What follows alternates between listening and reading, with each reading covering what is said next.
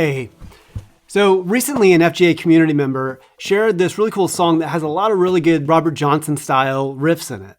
And another member commented that it sounds really complicated and really hard and maybe it's too hard to learn, but I can break this down in a way that you can learn how to play it even if you're just a beginner. So let's listen to it first and then we'll jump in.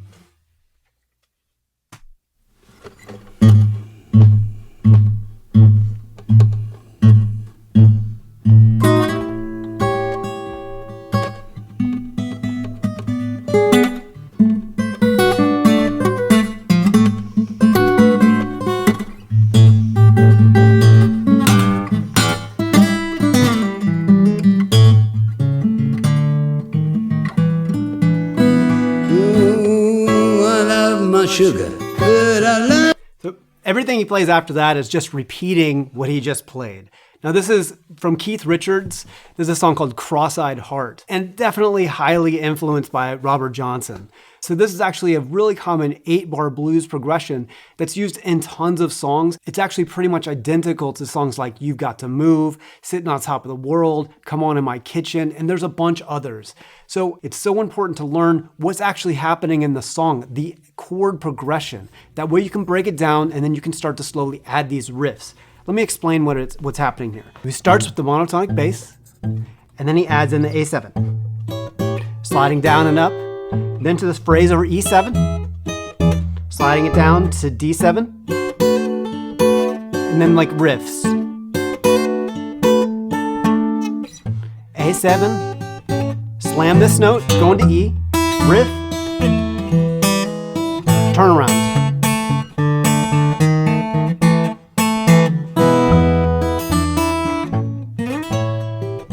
And then that's where he's just gonna start everything over again. In case you're still having trouble seeing what's happening, it's just the chords that he's plugging into this common form, and then he adds common riffs taken from guys like Robert Johnson. So when he's starting, you need to know this A7 grip. It's gonna come up a bunch, so just try to memorize that as A7. So start here, play 1 bar of that. So 1, 2, 3, 4. Okay, you can add things like this, like sliding up and down. 1, 2, and 3, 4. Okay, now make sure that when you slide down, that you go back up on the downbeats, meaning like it's got to be like and 1, 2, and 3, 4. So downbeats are the numbers. So ands you can slide down and then slide back up. Make sure on the downbeat. Okay, you can also arpeggiate that. Okay, 1 measure of that going into 1 measure of this E7. Now this is E7 that you might know, maybe you don't. Maybe you know this A7 grip. It's just the same thing except slid up to here. Okay, and then this is a really common phrase. This is what you might call a long E, coming again from this thing called a long A, but he's just walking it down to an E7. Okay, so following that so far, we just have A and E and little phrases that he's putting on top of it. Let's keep going. The next 2 measures are gonna be D. So instead of playing, D, just D7 down here, he's gonna play that same grip that he just did for the E7, except down 2 frets. So this is the phrase that he's playing.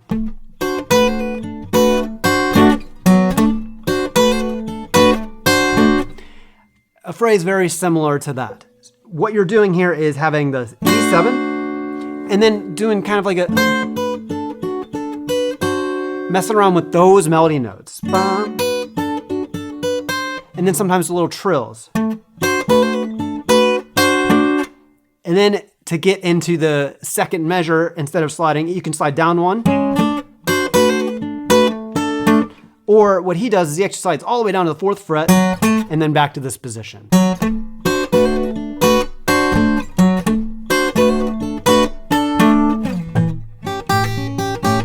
Okay, so now we're on the second row. This starts with an A chord. So remember, all these chords are 7th chords. So we have A7 in this position. So it's the 3rd time in a row he's used this same shape. So we had this E7 here, D7 there, and now A7.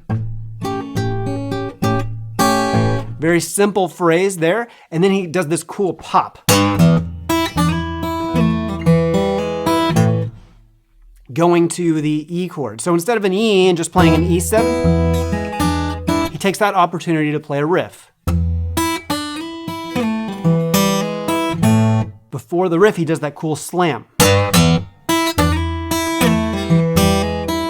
What I mean by slamming it, I mean he's kind of ripping that note, right? Pulling it upwards instead of plucking like this for a smooth note. You pull it upwards, it pops to the fretboard and has that cool slap sound. And he kind of does it twice.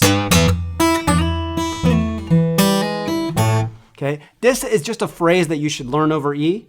That's sliding up to the unison. Okay, and then he's just playing. This is just a riff. Now, if you know other riffs in E, you could play like. You can substitute other riffs that you know in E. Make sure that riff ends to the next measure on this A. And that's exactly where he starts the turnaround. Remember, turnarounds are always the same. They play the chord first, and then they start doing either descending or ascending turnarounds. Okay, now that is substituting over this. A, walk to D, and back to A, then E. And then it starts over. The turnaround he plays again.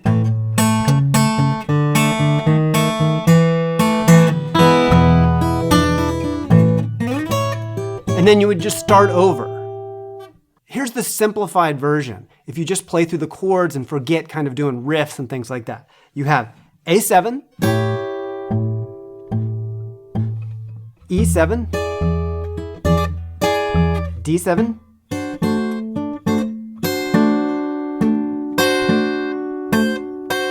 now second row, A7, E7. Now this last part, this is where he turns around.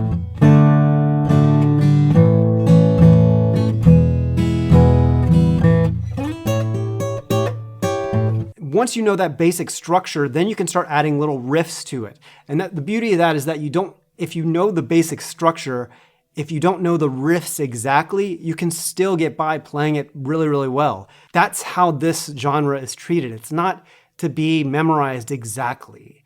It's to understand the background, understand what's actually happening in the music, and then you can add riffs to your ability. Now, guaranteed, if he played this song again, he's going to play it slightly differently. That's just how the genre is. I'm gonna play it with a metronome now slowly so you can follow along with all the riffs and stuff. Here we go, 2, 3, 4. Start with A7. Slide down and up. That was a phrase over E7, down to D7.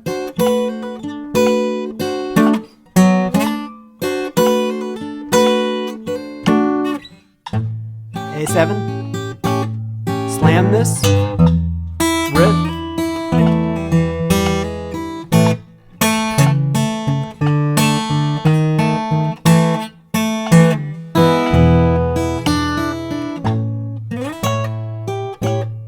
and that's where you're going to start over.